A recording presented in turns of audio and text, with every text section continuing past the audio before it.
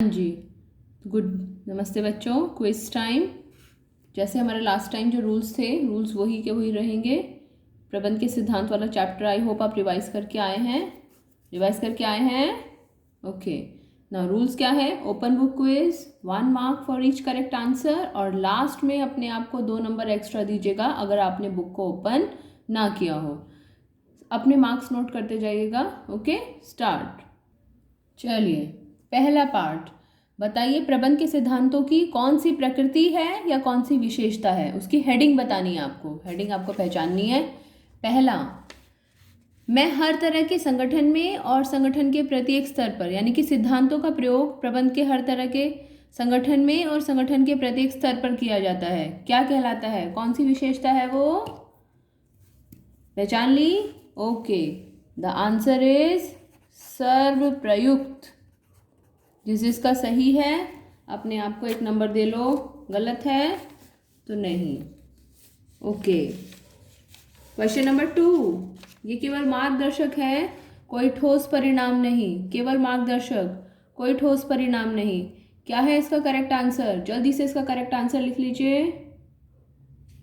लिख लिया? केवल मार्गदर्शक, कोई ठोस परिणाम नहीं। चलिए, इसके एंड में मैं आपको बताऊंगी। अपना आंसर लिख कर रख लीजिए, फिर चेक कीजिएगा।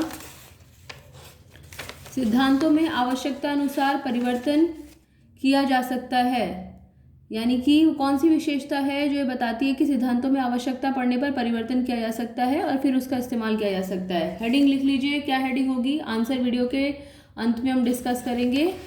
ऑल राइट, लास्ट, सिद्धांतों का प्रयोग लोगों के व्यवहार को प्रभावित करने के लिए किया जाता है। लोगों के व्यवहार को प्रभावित करने के लिए किया जाता है। कौन सी विशेषता का नाम? 1 2 3 4, चारों नाम लिख लीजिए। वीडियो के अंत में हम इसके आंसर्स वो करेंगे।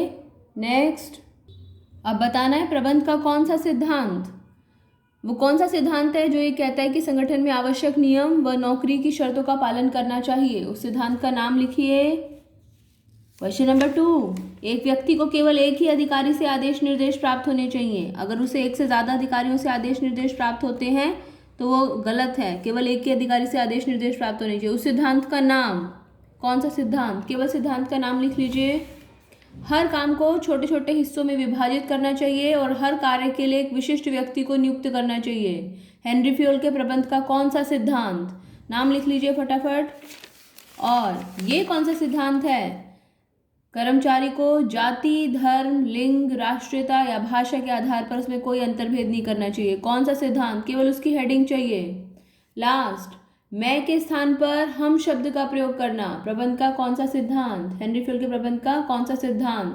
वीडियो को पॉज करके क्वेश्चन के आंसर सोच के लिख सकते हैं। वीडियो के अंत में इसके आंसर्स डिस्कस करेंगे। नेक्स्ट क्वेश्चन, वैज्ञानिक प्रबंध के जनक कौन थे? वैज्ञानिक प्रबंध के जनक, उनका नाम लिखिए यहाँ पर। नेक्स्ट क्वेश्चन, कर्मचारी तथा प्रबंधक दोनों की सोच में परिवर्तन, वो कौन सी अवधारणा है? ये कोई सिद्धांत नहीं है, ये एक अवधारणा है जिसका नाम मैंने आपके साथ डिस्कस किया था।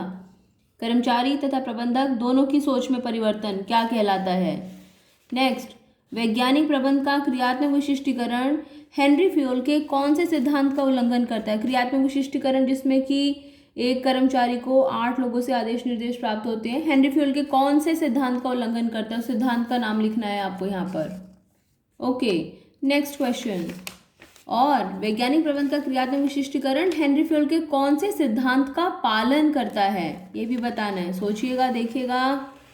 नेक्स्ट, ये फोरमैन, वो कौन सा फोरमैन है? क्रियात्मक विशिष्टीकरण में 8 फोरमैन थे, तो वो कौन सा फोरमैन है जो कार्य की गुणवत्ता की जांच के लिए उत्तरदायी होता है? उसका नाम आपको बताना है यहाँ पर। वीडियो को पॉज करके सारे आंसर्स लिख लीजिए। अभी हमारे क्विज का आखिरी क्वेश्चन, हमारे क्विज का लास्ट क्वेश्चन, किस तकनीक का उद्देश्य है? अलग अलग हमने वैज्ञानिक प्रबंध की तकनीकें पढ़ी थी। कितनी तकनीकें पढ़ी थी हमने? 1 2 3 4, नाम नहीं बताऊंगी मैं आपको। तकनीक हो सकता है, तकनीक का कोई भाग भी हो सकता है। आपको हिंट दे देती हूँ, जैसे हमने कार्य अध्ययन में 4 हिस्से पढ़े थे, कार्य विधि अध्ययन, समय अध्ययन, थकान अध्ययन, गति अध्ययन, तो उनमें से भी कोई नाम हो सकता है।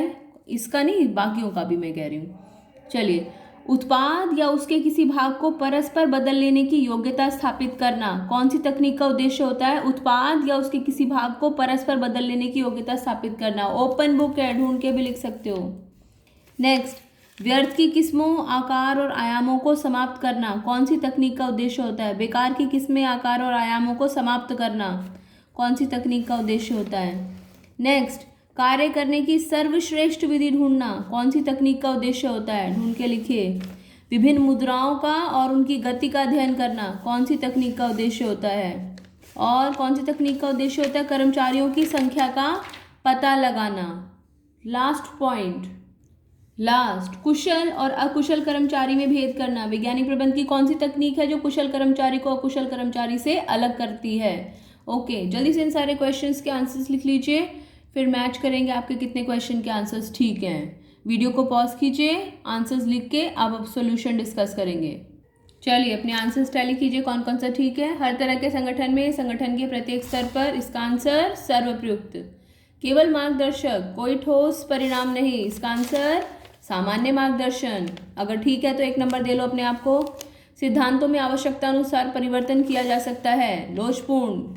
लास्ट, सिद्धांतों का प्रयोग लोगों के व्यवहार को प्रभावित करने के लिए किया जाता है, इसका आंसर है व्यवहारिक। अगर ये चारों सही हैं अपने आप को 4 नंबर दे दो। अगले क्वेश्चंस को डिस्कस करते हैं। कौन सा सिद्धांत, देखें कौन कौन 5 नंबर लेगा। आवश्यक नियम, नौकरी की शर्तों का पालन करना, जिसमें हमने कहा था संगठन ही, कर्मचारी नहीं संगठनों को भी रहना चाहिए। किस चीज में? आंसर इज अनुशासन। सही है, 1 नंबर दो। नेक्स्ट, एक व्यक्ति को केवल एक ही अधिकारी से आदेश निर्देश प्राप्त होने चाहिए, एक से ज्यादा प्राप्त है तो गलत है। कौन सा सिद्धांत? आदेश की एकता। सही है तो 1 नंबर दो, गलत है तो दुखी हो लो।